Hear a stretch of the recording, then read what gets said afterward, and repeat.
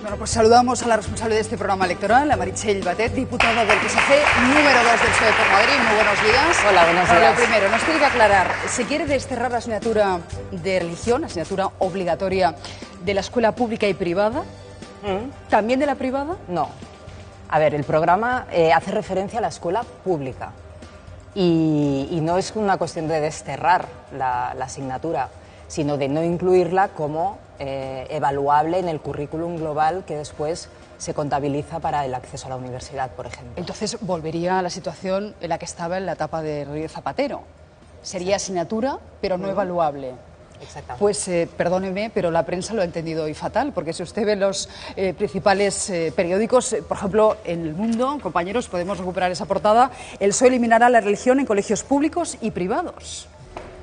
Pues supongo que leerse 250 páginas del programa en poco tiempo e intentar interpretar pues puede llevar a confusión, pero en el programa electoral se dice con claridad, se habla de escuela pública laica. Claro, yo le iba a preguntar, ¿qué pasa, por ejemplo, con un colegio jesuita? ¿Van ustedes a pedirles a los padres jesuitas que no impartan clases de religión para cargarse el concordato con la Santa Sede? ¿Van a reformar la Constitución? No, a ver, primera, que no tenemos competencias para hacer eso. Segunda, que respetamos no solo a los colegios privados y religiosos, sino a las personas que quieren llevar a sus hijos e hijas a esos colegios y por tanto no tendría sentido que propusiéramos eso. Por eso solo hacemos referencia a la escuela pública. De todas maneras, yo creo que en materia educativa lo más destacable del programa, más allá de esto que efectivamente pues es un poco volver a un sistema en el que nosotros ya creímos, que nos parece que se adapta mejor a la Constitución española y además se adapta mejor a la realidad religión actual. Sí como asignatura, pero no evaluable, es decir, no puede contar para la nota de selectividad, para las becas, es decir, lo que teníamos antes, y yo creo que sobre eso podemos estar todos de acuerdo. Claro, habíamos entendido que la querían convertir en una asignatura extraescolar y nos parecía complicado que eso se pudiese aplicar efectivamente en la escuela privada. Muchos padres nos estarán viendo ahora mismo y seguro que se han puesto las manos en la cabeza. Sí. Usted nos lo niega rotundamente. Escuela pública, es un malentendido. Escuela pública. En el programa lo dice claramente. No, en eso no. Dígame la frase, por favor, le voy a pedir que me la diga cerradita. Cerradita para que quede claro. Pues la buscaré, no me la sé de memoria porque es imposible. No, pero retener. Dígame simplemente que se plantean convertir la asignatura de religión en no evaluable, pero nos planteamos que en la escuela pública laica la asignatura de religión no esté dentro del currículum y que no esté dentro del horario escolar. Creo que dice, grosso modo, esto. Bueno, pues literalidad no... Le tengo que decir que, bueno, acaba usted de desbaratar la polémica del día, ¿verdad, Antonio? Porque sí, estábamos esta mañana diciendo, por Dios, en la privada también, pero si eso es imposible, a no ser que rompan el acuerdo con la Santa Sede, ¿no? Claro, era una guerra con el Vaticano en toda regla. Esa es otra, ¿no? Porque iría en contra de un tratado internacional, en eso tienen razón, me parece que ha sido el Partido Popular el que ha replicado, recordando que ese tratado internacional obliga a ofrecer la asignatura de religión, lo que no obliga es aceptarla. Me parece que la fórmula es oferta obligatoria, aceptación voluntaria. Eso por una parte. Y por la otra, Meritxell, a mí me gustaría que no... bueno, sigan ustedes hablando de escuela laica, pero expliquen que este Estado no es laico, que este Estado es aconfesional. Es decir, volvemos otra vez a la polémica de siempre, hay que distinguirlo. Estado laico es el que pasa absolutamente, es indiferente al hecho religioso. Este no es un Estado laico, este es un Estado aconfesional, es decir, reconoce la existencia de las religiones, reconoce la libertad de los ciudadanos para asumir una u otra religión, pero él, como Estado, como gestor de la vida pública, no tiene ninguna confesión. Hay una fórmula ahí que dice de trato deferente a la mayoritaria, que es la católica y tal. Pero esto es así, pero claro, si seguimos hablando de escuela laica, estamos creando ahí una colisión conceptual con lo que es de verdad la estructura, el orden jurídico de este país, que, insisto, es el de un Estado aconfesional, desde el punto de vista religioso. Un Estado aconfesional, y la confesionalidad, no laico. Pero si seguimos hablando de escuela laica, vamos a crear confusión, me parece. Pero la aconfesionalidad significa la separación entre Estado y religión y, por tanto, tiene absoluto sentido que en las escuelas públicas, que por tanto forman parte de los poderes públicos, de la estructura del Estado, pues la religión no tenga ese papel preponderante, central, que por ejemplo tiene en estos momentos con la ley actual.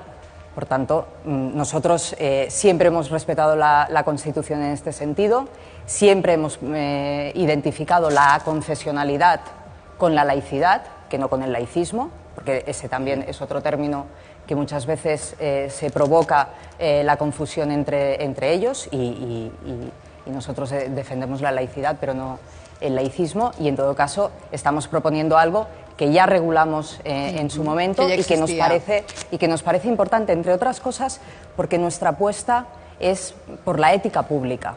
Por eso también defendemos la asignatura de educación para la ciudadanía, donde hay unos valores éticos que como sociedad tenemos que potenciar. Y para eso nos hace falta una asignatura completa, transversal, que construya ciudadanos y que construya sociedad. Asignatura de religión, sí. Evaluable, no. Ese es el tema. Bueno, también quieren universalizar la educación de los 16 a los 18 años. Eso no significa que la hagan obligatoria. Cuéntenos la diferencia, por favor, por si alguien no lo ha entendido. La universalización la queremos plantear de 0 a 18 años. En estos momentos, de 16 a 18 y de 0 a 3 principalmente, no hay oferta suficiente como para que todos los niños, oferta pública, para que todos los niños puedan mantener sus estudios de los 0 a los 18. Está diciendo que si mi hijo con 17 años quiere seguir estudiando, no tiene garantizado una plaza en la escuela pública. No hay, sobre todo en formación profesional y en educación infantil. Es decir, es verdad que el bachillerato de 16 a 18 sí que está muy generalizado, puede haber en algunas partes de España que no, pero es verdad que está muy generalizado, pero por ejemplo en formación profesional no, por eso también apuntamos que hace falta al menos 200.000 plazas más de formación profesional y sobre todo lo que tiene que ver con educación infantil, que es de 0 a 3, que eso para nosotros es importante para garantizar la igualdad de oportunidades, para garantizar que los niños puedan en pronta edad, sobre todo, acceder ya a un sistema educativo propiamente, pero sobre todo también por temas de conciliación. Es decir, que la política de 0 a 3 años tiene muchas variables, hablamos de guarderías gratuitas, públicas. Estamos de 0 hablando a 3. de y mi pregunta gratuitas. es, porque la música suena muy bien, suena fantástica y además absolutamente necesaria esa inversión en educación, que echábamos en falta además estos últimos años, pero ¿han hecho un cálculo económico de lo que suponen estas medidas? Sí, estamos haciendo un cálculo, bueno, se ha hecho en gran medida.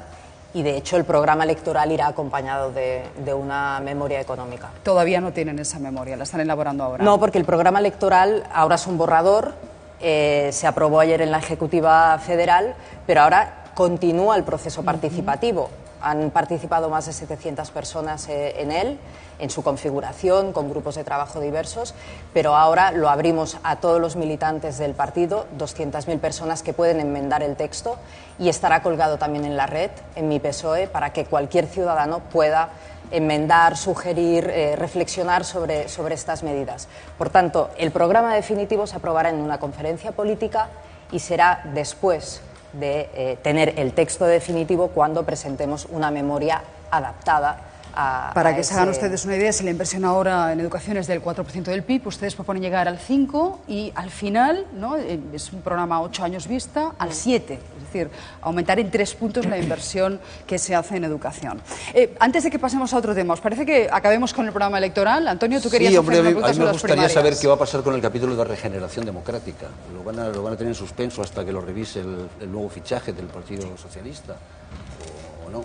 No sé, me imagino que en el programa electoral hay un capítulo de regeneración democrática. Sí, por supuesto. Pero resulta que a la responsable de... No habléis todavía de Irene Lozano, que todavía no... Tú le vas a preguntar por las...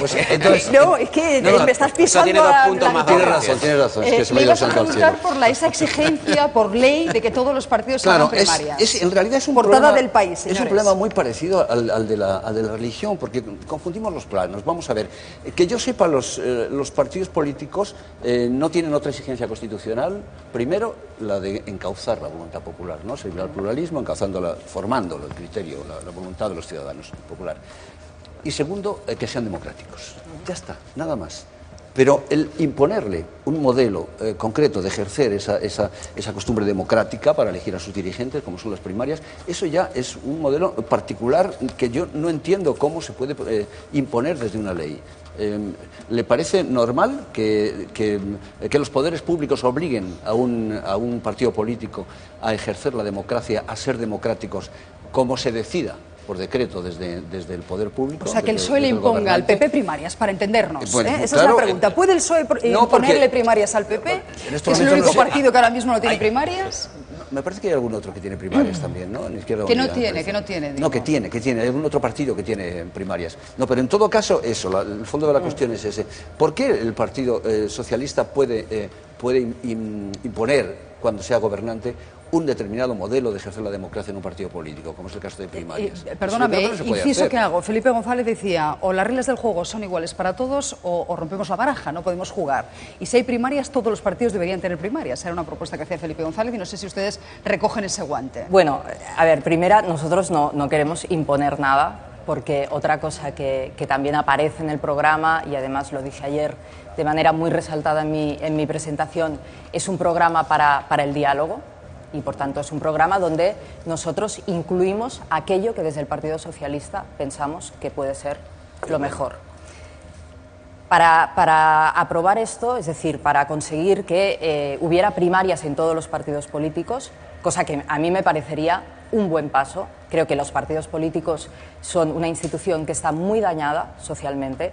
Creo que la ciudadanía siente una gran distancia entre los partidos políticos y ellos, consideran que no los representamos bien, que no estamos a la altura, que no nos ocupamos de sus problemas. Por tanto, el poder participar activamente, el que un ciudadano se pueda comprometer a través de un voto directo, por ejemplo, en la elección de un candidato, creo que listas abiertas. Que eso puede también acercar muchísimo a los partidos políticos con la ciudadanía. Y ese, desde luego, es una preocupación. Es decir, un país democrático lo que no puede permitirse es que su ciudadanía no se sienta orgullosa de sus instituciones públicas.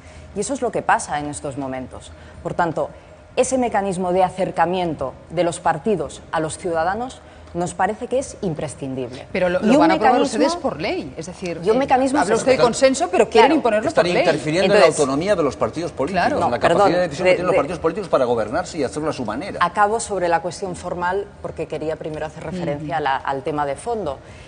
Una ley no se impone, una ley se aprueba en el Congreso de los Diputados y se puede aprobar por consenso. Desde luego, la ley de partidos políticos, igual que la ley electoral o que la ley, por ejemplo, de reforma del Tribunal Constitucional, nosotros no las vamos a imponer al resto de partidos políticos, sino que vamos a consensuarlas. Sí, pero vamos a consensuarlas, se aprueba en el Parlamento, que representa la pluralidad de todos los representantes de los ciudadanos. Previo consenso, porque intentarán consensuar ustedes esta reforma con otros partidos políticos, impondrán. Desde luego por no ley le impondremos, las primarias como ha hecho el PP, PP, que ha modificado la ley orgánica del Tribunal Constitucional, cambiando una de las leyes fundamentales de una institución fundamental de este país, imponiéndola. Eso es imposición, con mayoría absoluta. Nosotros planteamos unas reformas que parten de una voluntad de consenso. Y, por tanto, sí, pensamos que las primarias es un buen mecanismo precisamente para abrir los partidos, para hacer que sean más participados. Si no lo apoya el PP, hacen su contrario con su planteamiento. ¿Ustedes no lo aprueban? Bueno, dependerá de las mayorías, dependerá de las mayorías parlamentarias. Claro, pero que como reclaman consenso, en el momento en el que, con la situación actual que hay en el Congreso, el principal partido de gobierno o de la oposición no lo apruebe, ustedes no lo pueden aprobar porque están a favor del consenso, dándole la vuelta a su argumento.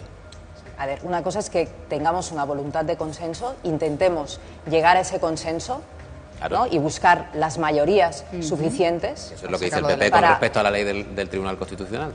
Que ellos han buscado el consenso y que han hablado. Pero ellos han buscado el consenso cuando tú presentas una proposición de ley sin avisar a los partidos políticos previamente, sin negociar con ellos y haciendo un trámite exprés en lectura única. Vamos con otro punto de su programa electoral o de ese esbozo de programa electoral que vamos conociendo, la reforma laboral. Nacho. Bueno, pues hemos empezado hablando del tema del borrador del programa con el tema de religión. Yo no sé si la religión, los periódicos abren o es el principal titular, ¿no? Yo no sé si el problema de la religión es el que más preocupa actualmente al país, a los ciudadanos españoles. Pero hay un tema que sí preocupa, que es el del trabajo, que es el del paro, lógicamente, ¿no? Y de la economía. Ustedes hace 4 días dijeron que no iban a derogar la reforma laboral del PP y que no iban a tocar el tema de la indemnización por despido, etc, etc, etc. ¿Qué ha pasado en este tiempo para de decir vamos a derogar la reforma laboral del PP, que es injusta, a solamente vamos a cambiar unos puntos? ¿Qué ha pasado? ¿Qué es lo que ha cambiado en la forma de pensar del PSOE? Y ¿es un guiño de alguna forma a esas empresas del IBEX que tienen que apoyar al próximo gobierno de la nación y que estaban de acuerdo con la reforma laboral que hizo el PP?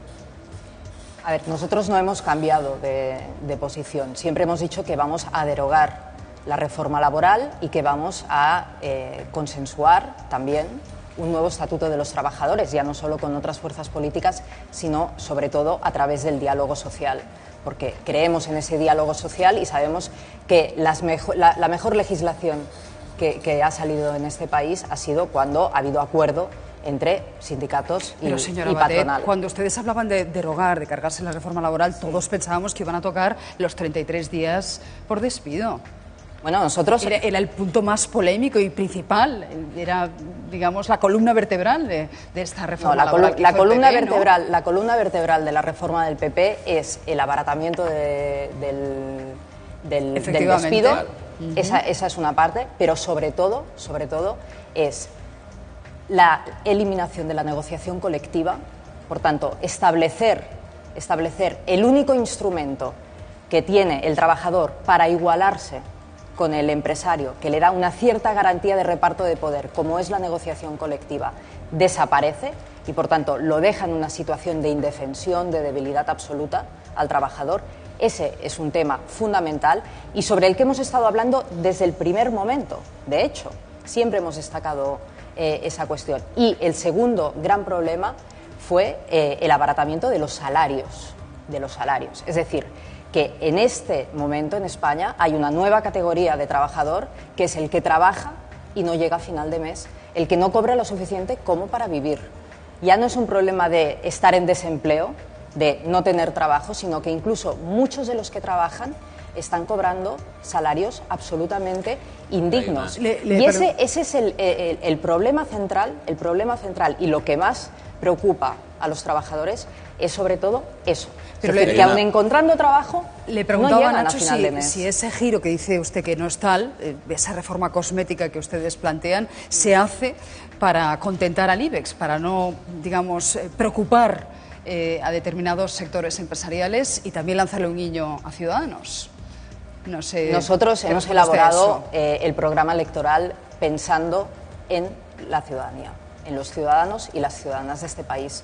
En materia laboral, en materia agroalimentaria, en materia económica, en materia sanitaria, en materia educativa, en todas y cada una de las materias que abordamos en este programa electoral, que por cierto es el primer programa electoral que presenta un partido para las elecciones del 20 de diciembre, que también lo quería destacar. Tenemos 2 meses para seguir debatiéndolo, mejorándolo y recibiendo aportaciones. No está cerrado, ahora están en fase todavía de enmiendas. Es que nosotros tenemos un proceso orgánico participado donde los militantes pueden enmendar y por tanto les damos la voz y también los ciudadanos a través de la red. El día 7 de noviembre con su programa electoral, el PP no sé lo que tardará en presentarlo. Lo que nos está diciendo Meritxell es que lo relevante de verdad de todo esto es que el Partido Socialista lleve la iniciativa, que es lo que tiene fondo político de la cuestión. Si entramos en los distintos epígrafes, vamos a empezar a encontrar un montón, a mi juicio, un montón de vacíos, de agujeros, de cosas imprecisas. Ahora, lo que ha dicho es lo que tiene importancia de verdad. Y esto es un intangible, esto es una cuestión política. Que se adelanta llevar la PSOE, iniciativa y obligar a todos electoral. los partidos a que se vayan pronunciando conforme a la agenda que está marcando, de momento, está marcando el PSOE, pues con esta iniciativa de presentarla. Vamos a dejar, si le parece, el programa electoral. El valor político, la presentación, más que los contenidos. Y quiero